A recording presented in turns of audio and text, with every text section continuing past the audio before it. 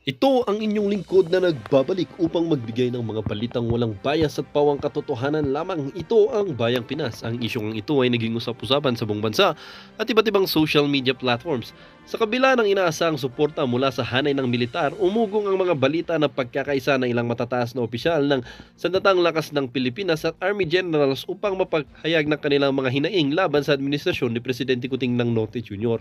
Ayon sa mga ulat, pangunahing pinag-uusapan sa hanay ng militar ang ilang isyong may kaugnayan sa seguridad ng bansa, alokasyon ng pondo at direksyon ng mga pulisi at na tila hindi umano nakakasapat sa kanilang inaasahan. Ang pagsasama-sama ng mga opisyal ay tinuturing na isang makapangyarihang hakbang na nagpapakita ng kanilang kagustuhang may paabot ang katotohanan sa kasalukuyang pamahalaan. Sa gitna ng kontrobersyang ito, binibigyan din ng mga opisyal ang kahalagahan ng tamang pagpaplano at implementasyon ng mga programa upang mapanatili ang kapayapaan at seguridad ng bansa. Itinuturo rin nilang dapat bigyan pansin ang mga kalagayan ng mga sundalo sa baba ng hanay, lalo sa pagdating sa benepisyo at suporta mula sa gobyerno. Bagamat walang malinaw na layunin na humamon sa kapangyarihan ng administrasyon, nakikita ng ilang eksperto sa politika na ang ganitong pagkilos ng mga opisyal ay isang mahalagang paalala sa kasalukuyang gobyerno. Naniniwala ang marami ng militar ay nanatiling tagapagtanggol ng demokrasya at dapat pakinggan sa mga usapin ng pambansang interes. Sa kabila nito, nanatiling tahimik ang palasyo ukol sa isyong ito. Marami ang nag-aabang kung paano tutugon si Presidente Kuting ng Norte Jr. at ang kanyang administrasyon sa tila tumitinding panawagan mula sa hanay ng mga tagapagtanggol ng bansa. Well, para nga sa kabuang detalye at impormasyon ay panoorin na lamang ang buong video at salamat na rin sa ating mga solid viewers sa walang sawang pagsuporta. At kung bago ka pa naman sa ating channel ay huwag kakalimutang mag-subscribe, pindutin ang notification bell at piliin ang all upang lagi kang maging updated sa mga balitang bago, totoo at walang bias dito sa channel ng Bayan, ang Bayang Pinas. Huwag din pong kakalimutang mag-iwan din kayo ng like at i-share ang ating mga videos. Muli po mga kaibigan, maraming salamat po and God bless!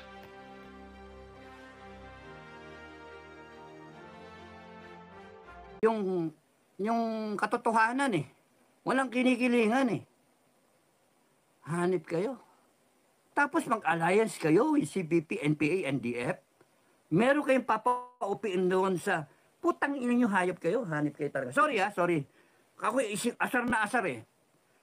Binanatan nyo ng 5,000 pulis si Pastor Kibuloy. Accused. Tinrato nyong kriminal si Kibuloy and yung mga kasamahan niya, tinrato nyo rin kriminal. Mga banat pa ninyo, obstruction to justice. Mga putang ina nyo, hayop kayo. Obstruction to justice, tang ina nyo. Huwag nyo kaming bolahin.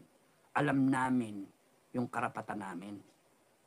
Kami nag-imbento ng konstitusyon. No? Hindi pa kayo pinapanganak, meron na kaming buhay. Nagraratipay na kami ng konstitusyon. Hanip kayo, tapos kami lilekturan nyo.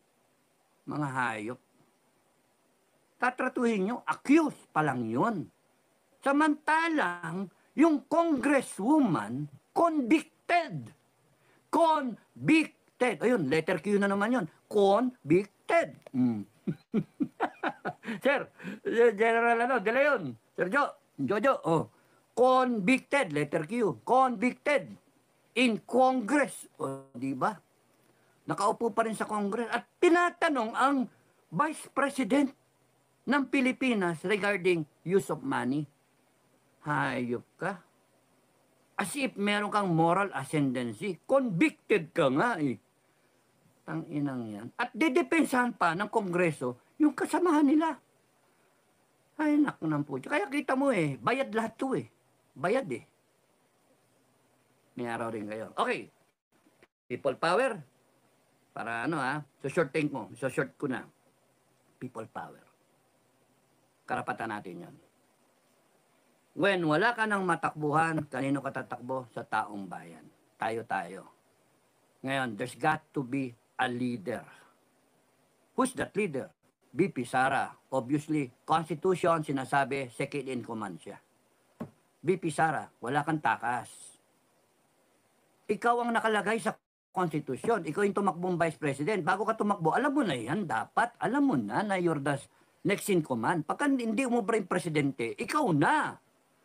Yun. Hindi mo matatakasan yan. Hindi, 2028 na lang ako. Hintayin. Again, sinabi ko sa iyo, if I am the Vice President now, Inday, if I am the Vice President now, lamang lang ako sa iyo ng edad di ba? No, sige, pero nandun na rin yung advice, di ba? 20 years older.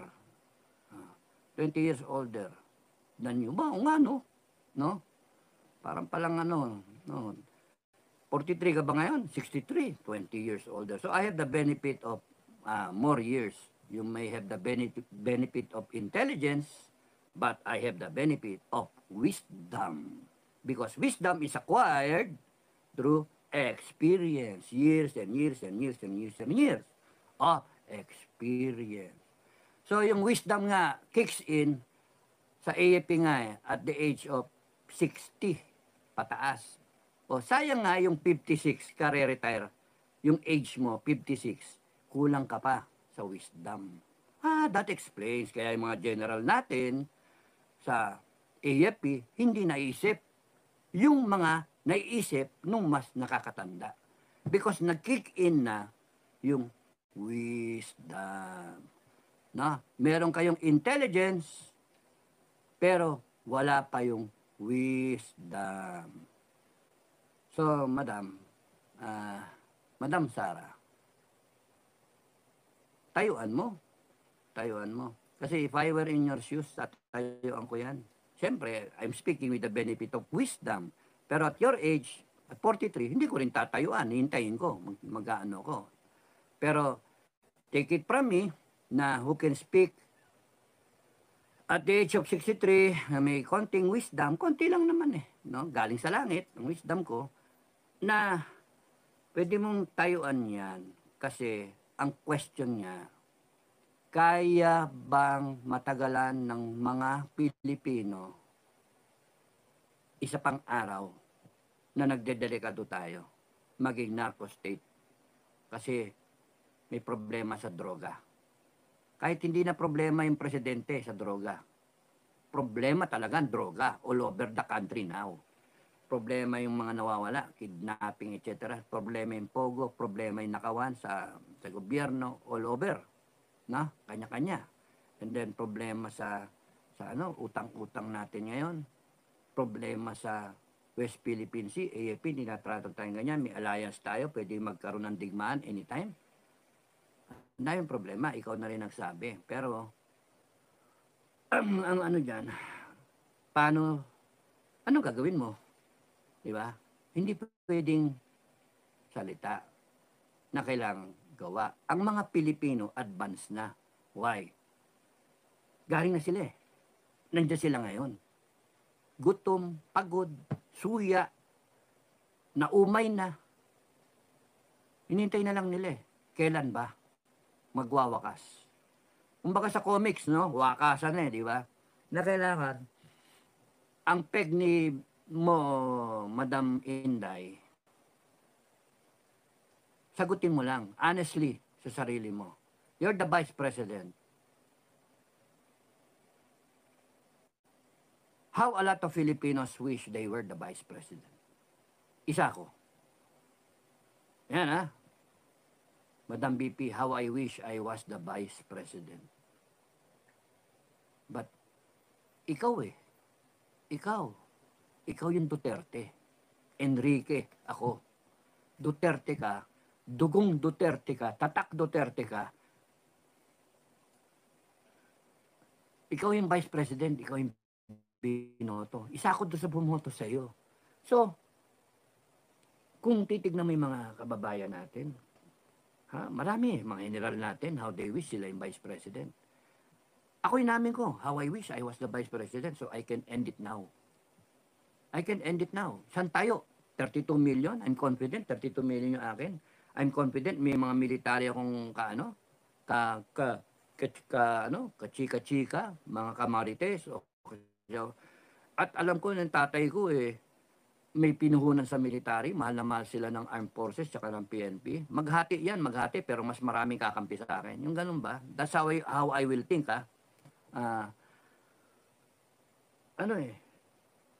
what will make my decision easy is yung sasagutin ko lang yung tanong eh. Kaya pa ba ng Pilipino? Hindi yung madidinig ko, timing. Hindi, may timing yan. Puta ragis. Erase, erase. You do not talk of timing. You do not talk of it. Even yung mga nakapaligid sa'yo. Because that shows the kind of person you are. Timing, iniisip mo, sarili mo. Timing, hindi, wala nang timing sa Pilipino. You cannot survive another day na nilalagay mo sa bingit ng kamatayan yung bansa natin. Kaya ang daling sagutin. Kaya nga kung may mga vice president na iba, generals, mga retired nating generals, ang dali, tapusin nila yan. No? Pagka kunyari,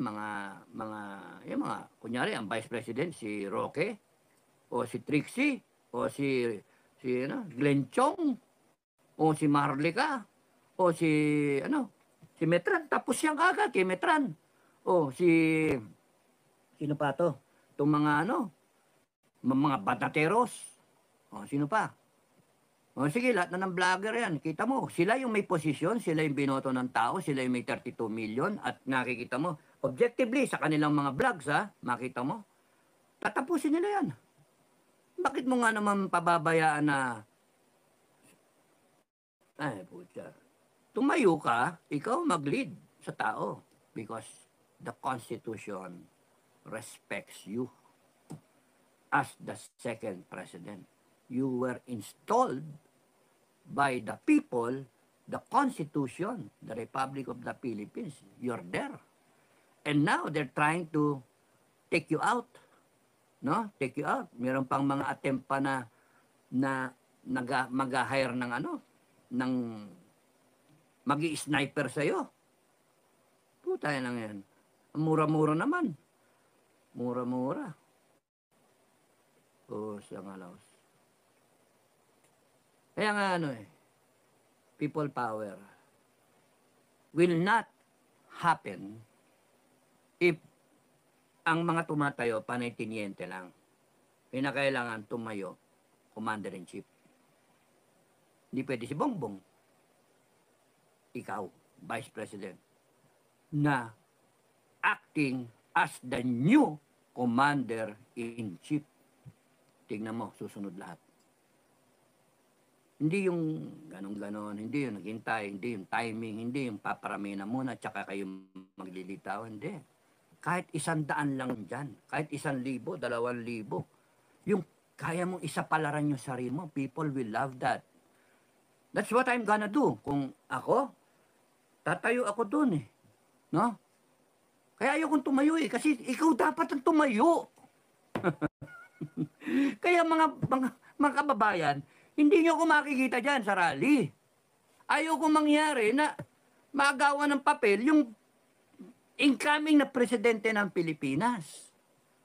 Kung akong kating-kating na, tumayo ako dyan, tapusin ko yan di ba? Pero hindi ako yung binoto ng tao, hindi ako may 32 million vote. Hindi ako Duterte Enrique, ang pangalan ko po.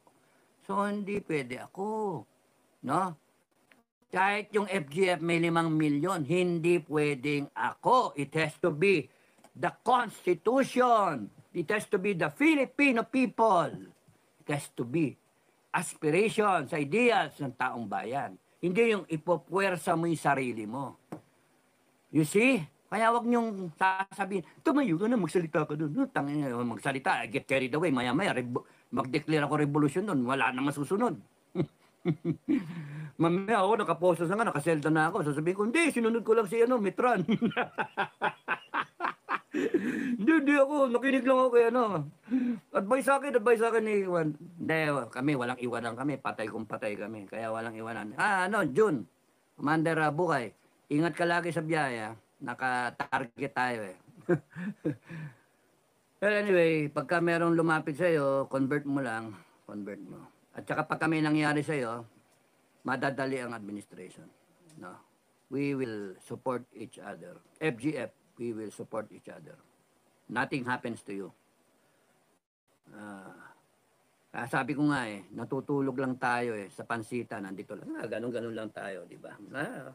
pero ready to fight tayo. So, yun.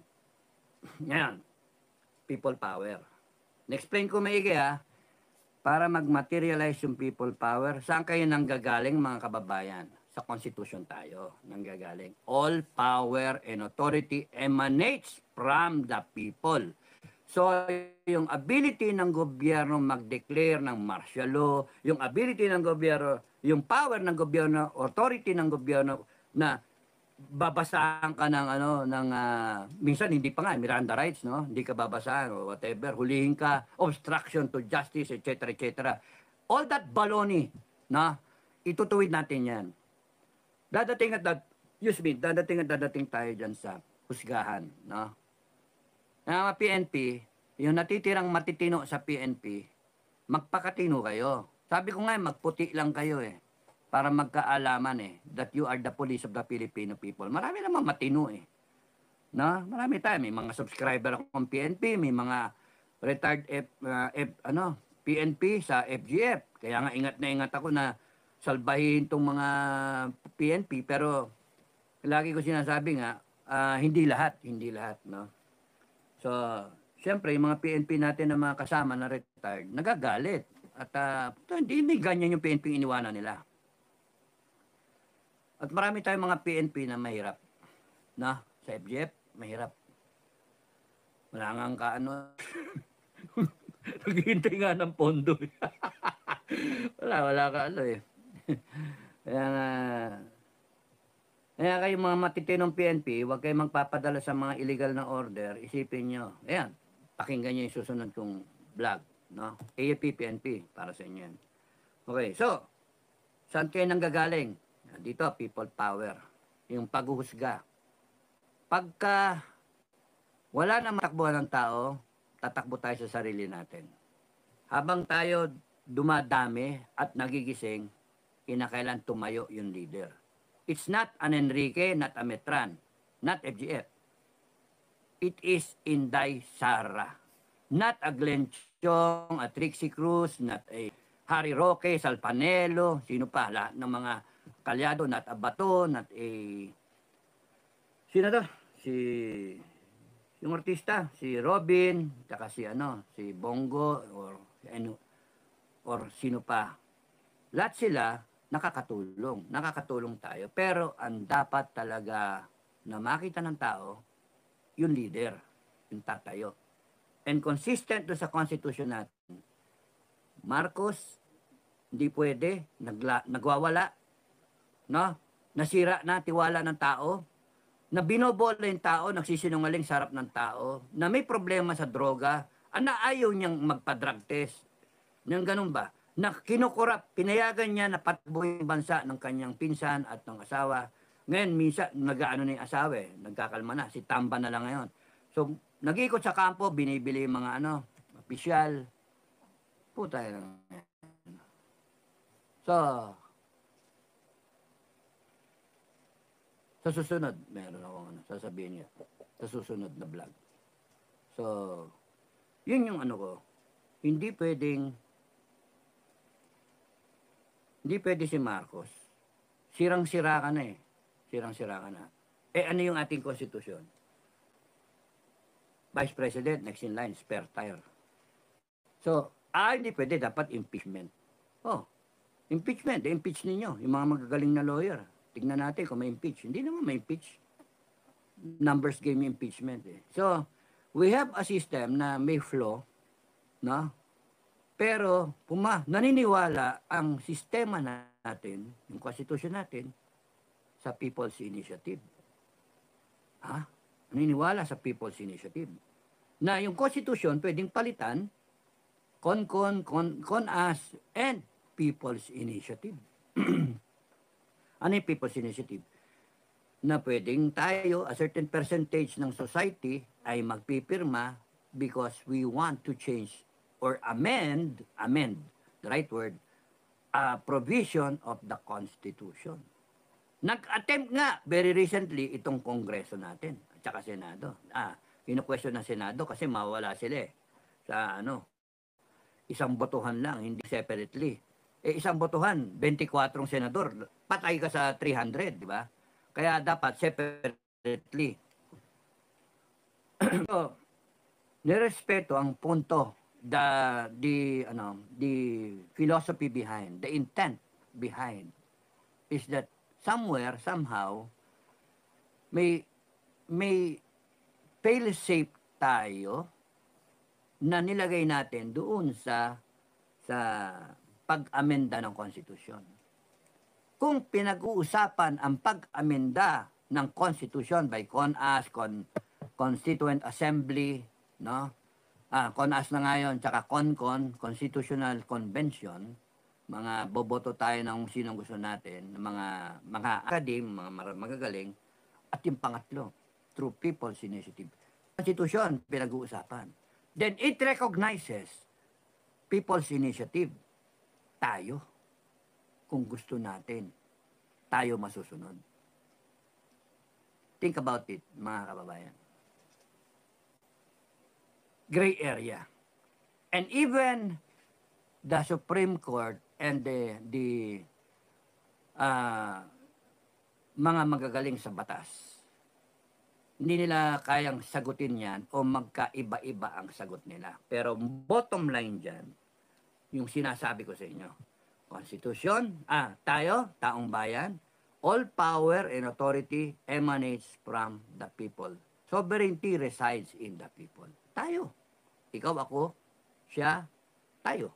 Tayong lahat. Ito lang yung konstitusyon. And consistent. Consistent. Kung gusto mong baguhin ito, pwede na hindi dito dumaan. Sa Kongreso o sa Constitutional Convention, pwede dito. Kasi yung Constitutional Convention, sabihin na ng Presidente, sige, magbago tayo ng Constitution, mag-ano siya, na kung sino. I-appoint nila, and then, o kundi kaya magbobotohan tayo, pero that's very expensive. Hindi natin kaya. So, dito tayo, People's Initiative. So, pwedeng baguhin o amendahan yung Constitution. Consistent with the Constitution, tayo yung nasusunod. Tayo. So, all power emanates from the people. So, yung People's Initiative may be in another form. Hindi lang sa pagbago ng konstitusyon. Because yung mismong konstitusyon natin, naintindihan niyo ka, ay pumapayag sa People's Initiative na baguhin mismo yung provision sa konstitusyon. Meaning to say, na at any point in time, now, yesterday, nung isang araw, 10 years ago, 20 years ago, since 1987, nandoon yun. Kinikilala ng konstitusyon ang People's Initiative. Not only sa pagbago ng probisyon ng konstitusyon, but in realizing yung gusto natin mangyari. Realizing yung pagka merong mali, pwede tayong tumayo at mag-People's Initiative. That's peaceful. Babaguhin mo yung Constitution, People's Initiative. Sinubukan nila, bilin-bilin yung mga boto. May People's Initiative, ginastosan nila. Kinulimbat yung pera ng taong bayan at ipinasak dyan para magkaroon ng People's Initiative. Naalaman ng tao, ginagago mo kami, nag-ingay ang tao, tumahimik sila. Ngayon, gagaguhin nila tayo pagka hindi tayo nakalingon. Kaya, iba-iba yung mga pinalalabas na mga issue. Para tayo, hindi makatingin, nakapokus, bangag ng presidente. Hindi pala, hindi, nakalimutan na. Ninanakaw yung pera. Hindi. Alice Goo ngayon eh. Ang flavor of the day, kailan lang si Pastor Kibuloy, nilihis. Ngayon, West Philippine Sea. Mga walang iya itong mga to eh.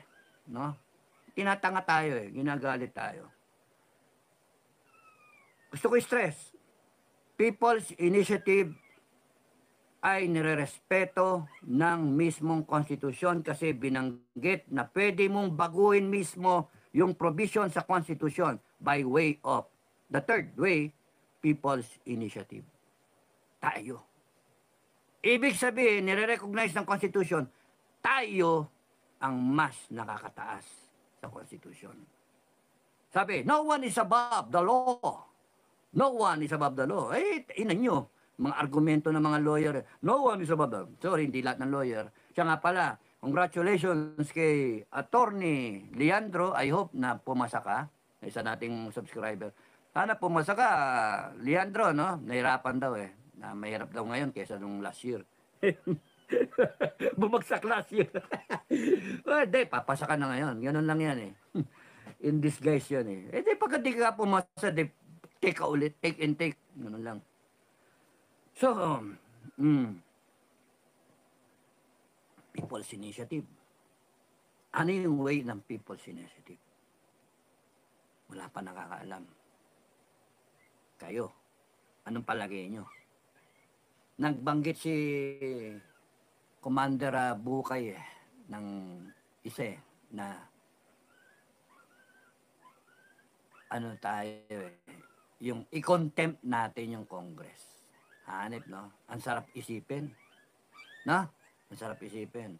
Walang people power. Pero tayo, no, by way of our People's Initiative, we will call for the convening of a people's court, no? Kasi wala tayong matakbuhan eh. Wala tayong matakbuhan. Hindi ka babanatan ka ng ebidensya, hindi. People's court tayo. Yung ganun ba? Parang NPA, no? People's court. Tapos doon, titignan lang natin yung salin ninyo, mga hinayo pa kayong mga magnanakaw, no? Sa gobyerno, versus yung mga assets and liabilities. At pagka hindi naglabas ng ebidensya yung mga dapat kinakaukulan na maglalabas ng ebidensya, kasi ano yan eh, freedom of information supposed to be, no? Damay kayo. Kayo naman ngayon obstruction to justice. Obstruction to justice. Di ba? Ang sarap isipin. And then, sa pang People's Initiative, kunwari, banik natin death penalty. No? Kasi gago, inutil yung Congress tsaka Senate eh. Ito tayo, Konstitusyon, ito silang lahat sa ilalim. Magpirmahan tayo kaya, no? People's Initiative that we're bringing back the death penalty. Wow! First time yun mangyari. Wala pa, kaya gray area yun eh. Gray area. Magtatalo-talo dyan yung mga mambabatas. Kasi asa tayo sa mambabatas, di naman sila magpapera ng death penalty, sa totoo lang. Death penalty para sa mga kurap, para sa plunder. Sila nga nagpa-plunder eh. Bakit nila ipapasin batas para patayin yung sarili nila? Hindi naman to. At saka drug money. Bayaran ka 100 million, bumoto ka against death penalty. Di mayaman ka pa. Lusot yung droga. So, kunyari, magtapon yung drug cartel ng mga 1 billion, small time. 1 billion, kaya nila yun. At tigwa 100 million yung mga boboto. 10 lang kailangan mo. Oh. Ay, nako. So, hindi. Mga 2 billion nilabas mo, panalo ka na. Wala nang death penalty, di ba? Kung ako senator na pro-death penalty, sasabihin ko, pingi. pingi. Oh, mga mukhang pera, di ba? Pingi. Puta kayo, alam naman kayong ako magpapaka-martir ako, boboto ako ng death penalty, kayo hindi, tapos may 100 million kayo, 200 million. Ako rin ha, hindi na rin ako boboto. Oh. Kaya nga, sistema natin corrupt. Kaya nga, hindi mapapasa yan. Pero kunyaring People's Initiative, ano nga kaya, no? Tayo magpasa?